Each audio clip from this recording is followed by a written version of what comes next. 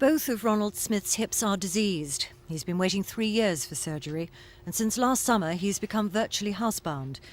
The operation he needs has been repeatedly postponed. The first time was on the very day he was due to go into hospital.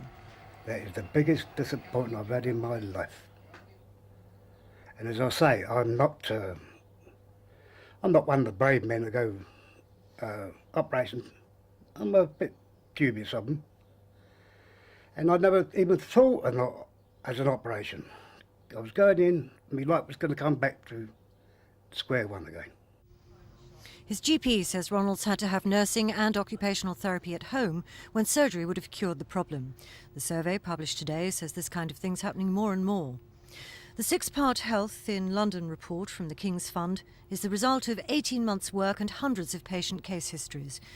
It says Londoners' health is no worse than people in the rest of the country, yet healthcare in the capital costs twice the national average.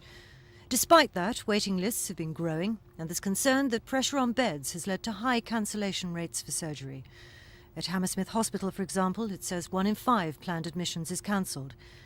The report complains of costly and inefficient services from London's teaching hospitals and accuses consultants of doubling their NHS salaries with the amount of private work they undertake.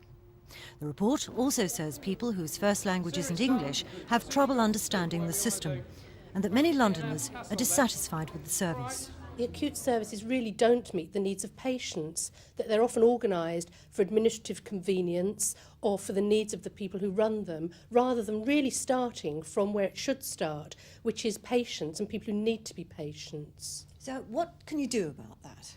Well, there are two things that we think are really important. One is there certainly needs to be a London-wide strategic body to look after the planning for Londoners' healthcare as a whole, and not to have the fragmented system that we have now. The second thing that we think is most important is that users of health services should be fully involved in the planning of those services, and only that way will we really have an appropriate service capable of meeting needs.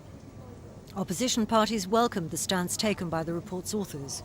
We think the NHS is underfunded, and we think that for years it's been starved of funds. The government have been trying to give us health service on the cheap, and as a result many of the hospitals are falling down and the waiting lists are growing. It's a result of both lack of cash and a lack of a strategy to defend the NHS. If you want to defend the NHS, you don't force people out into the private sector. And if you want to defend the NHS, you don't just put money into it before a general election. You put it in all times, each year, year in, year out. The report and recommendations on all aspects of London's healthcare are being submitted to the government. Trisha Ingrams, Thames News.